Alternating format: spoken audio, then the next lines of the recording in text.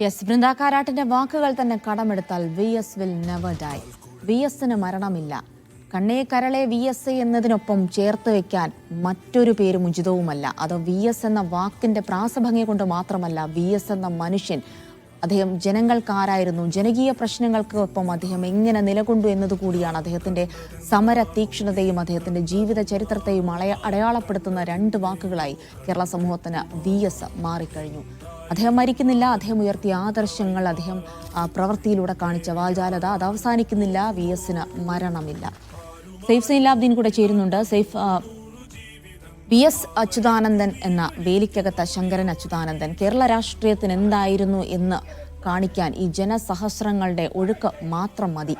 പക്ഷെ അതിനപ്പുറത്തേക്ക് സാധാരണക്കാരനായ ആളുകൾക്ക്, ഒരുപക്ഷെ VSനെ പുറത്തുനിന്ന് നോക്കുന്ന ആളുകൾക്ക് വളരെ പരുക്കൻ കർക്കശക്കാരനായ ഒരു രാഷ്ട്രീയ നേതാവ്, അദ്ദേഹത്തിൻ്റെ ഈ കാർക്കശ്യം, അദ്ദേഹത്തിൻ്റെ ഒരു നീതിബോധം, അതൊക്കെ ഉരുത്തിരിഞ്ഞു വന്നത് അദ്ദേഹത്തിൻ്റെ വളരെ കയ്പ് നിറഞ്ഞ, അനാഥത്വം നിറഞ്ഞ ബാല്യം, ഒപ്പം തന്നെ അദ്ദേഹത്തിന് ദാരിദ്ര്യം, അദ്ദേഹം നീന്തിക്കയറി വന്ന സമര തീക്ഷ്ണത, ഇതൊക്കെ അദ്ദേഹത്തെ രൂപപ്പെടുത്തിയെടുക്കുന്നതിലൊരു പ്രധാന പങ്ക് വഹിച്ചിട്ടുണ്ട്. അതിനൊപ്പം ഏത് തരത്തിൽ പാർട്ടി ഇടപെട്ടാൽ പോലും അദ്ദേഹത്തിന് ശരിയെന്ന് തോന്നുന്ന കാര്യങ്ങളിൽ ഉറച്ചു നിൽക്കാനുള്ള അസാമാന്യമായ നീതിബോധം, ഇതൊക്കെ അദ്ദേഹത്തിന്റെ ഒരു പരുക്കൻ സ്വഭാവത്തെ, പുറമേ കാണുന്ന ഒരു പ്രകൃതത്തെ കൂടെ സ്വാധീനിച്ചിട്ടുണ്ട്.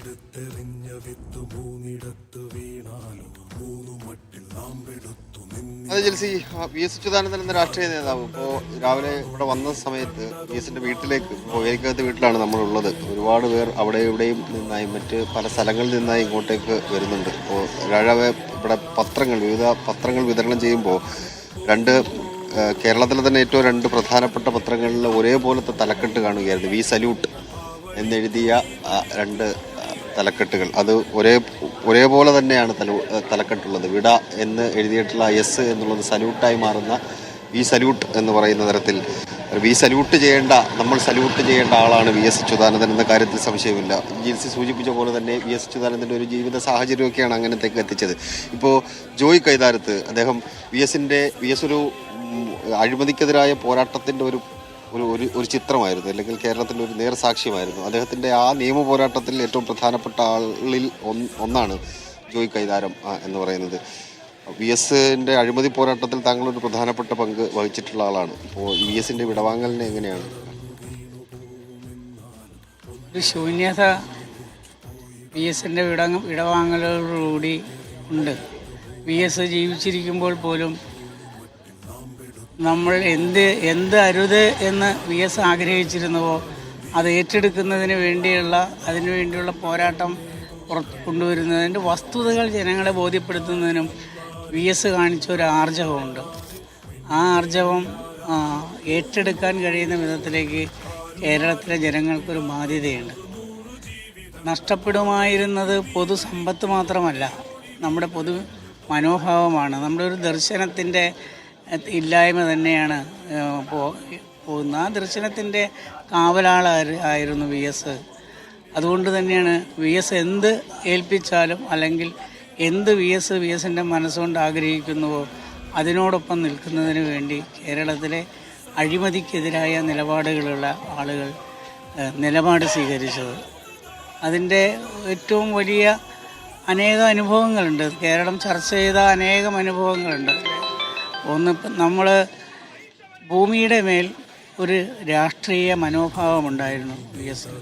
കിടക്കാനിടമില്ലാത്തവർക്ക് കിടപ്പാടം കൊടുക്കുന്നതിന് വേണ്ടിയുള്ള ഒരു ബാധ്യത ഇടതുപക്ഷ പ്രസ്ഥാനങ്ങൾക്കും അതിൻ്റെ രാഷ്ട്രീയ നേതൃത്വത്തിനുമുണ്ട് എന്ന് VS പറയുമായിരുന്നു. ഭൂപരിഷ്കരണ നിയമവും അതോടൊപ്പം അതെല്ലാം പാസ്സാക്കപ്പെട്ടൊരു സംസ്ഥാനത്ത് മാതൃകാപരമായ പ്രവർത്തനങ്ങൾ നടത്തിയെടുത്ത് നമ്മുടെ നാട്ടിൽ പോലും കിടക്കാനിടമില്ലാത്ത ലക്ഷക്കണക്കിന് ആളുകളുണ്ട്.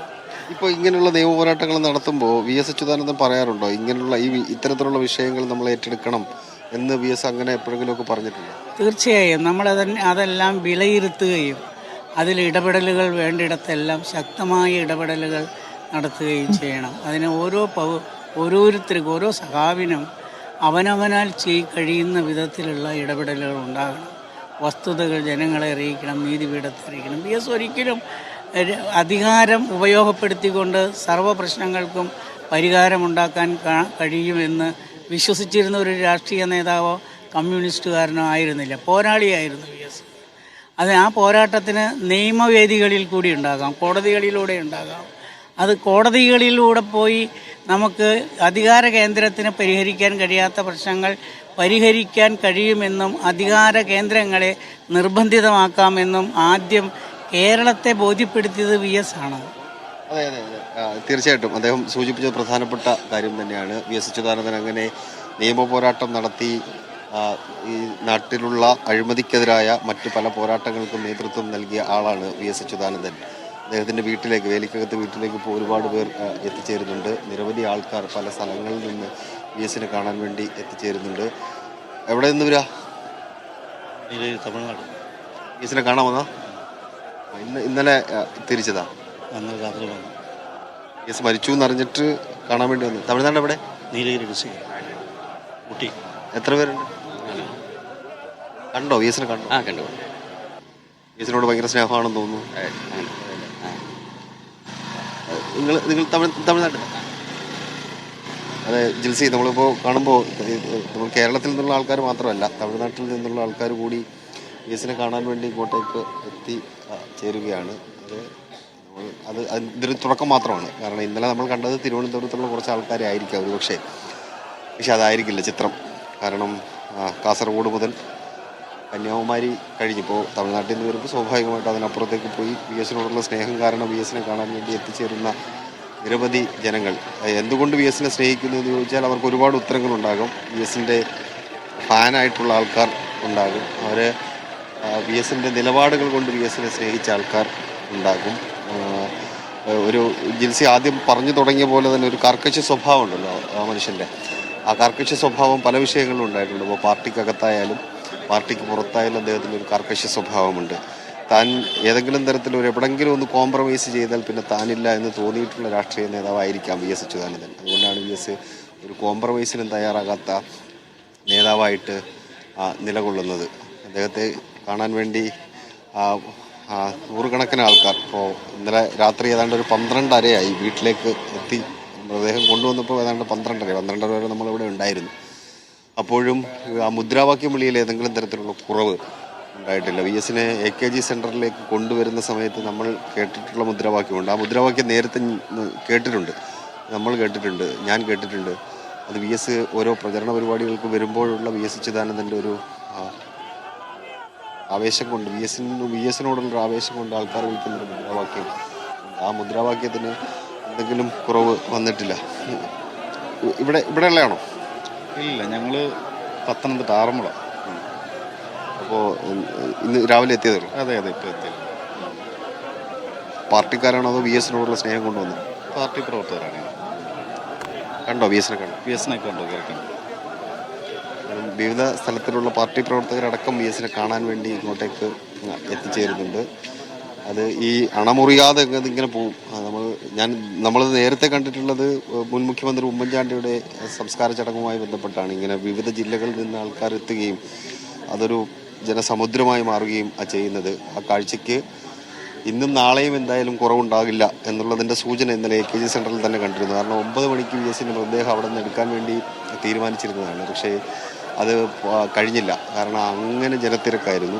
ആദ്യം ഒരു ക്യൂ ആയിരുന്നു, പിന്നെ 2 ലൈനായിട്ട് ക്യൂ മാറ്റി. എന്നിട്ടും ആൾക്കാരുടെ എണ്ണം കുറയാത്തത് കൊണ്ട് അത് 3 ക്യൂ ആക്കി മാറ്റി.